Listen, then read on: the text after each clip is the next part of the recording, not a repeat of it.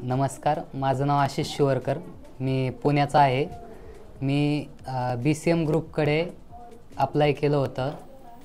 मी जेव्हा मित्राच्या रेफरन्सने BCM ग्रुपला आलो, तेव्हा मला BCM ग्रुपने माझ्या कामाची व्हिडिओ मागितली आणि कामासंबंधित माझे डॉक्युमेंट्स मागितले. मी सगळे डॉक्युमेंट्स व व्हिडिओ जमा केले.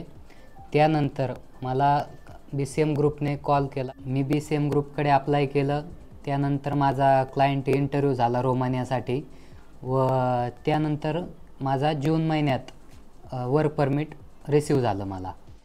माझं वर्क परमिट आलं. त्यानंतर BCM ग्रुपने विजासाठी अप्लाय केलं व त्यानंतर एम्बेसीला लोड असल्यामुळे माझे विजा अपॉइंटमेंट थोडीशी लेट झाली.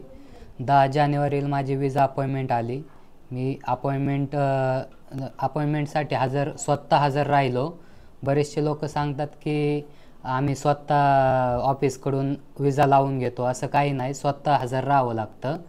मी स्वतः हजर राहिलो, तिथं इंटरव्ह्यू दिला व त्यानंतर माझा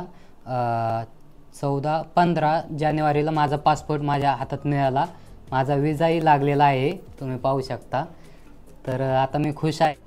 माझा विजा मिळण्यामागे हे पण कारण आहे की मी पण त्याच्यात खूप एफर्ट्स घेतले. माझं इंग्लिश वीक असल्यामुळे मी 2 महिने इंग्लिशचे क्लास केले. BCM ग्रुपने दिलेले सगळे इन्स्ट्रक्शन पाळले. मी माझे कामाचे 500 रुपये बुडून मी BCM ग्रुपमध्ये मॉक इंटरव्ह्यूसाठी आलो. पूर्ण दिवसभर BCM ग्रुपने माझे इंटरव्ह्यू घेतले. जवळपास माझे 10 मॉक इंटरव्ह्यू झाले. त्यानंतर मी पूर्ण तयारी झाली माझी. मी इंटरव्ह्यू दिला विजासाठी. माझा विजा पण लागला. आता माझी फ्लाईट 10 फेब्रुवारीच्या आसपास माझी फ्लाईट आहे. मी आता जाईल.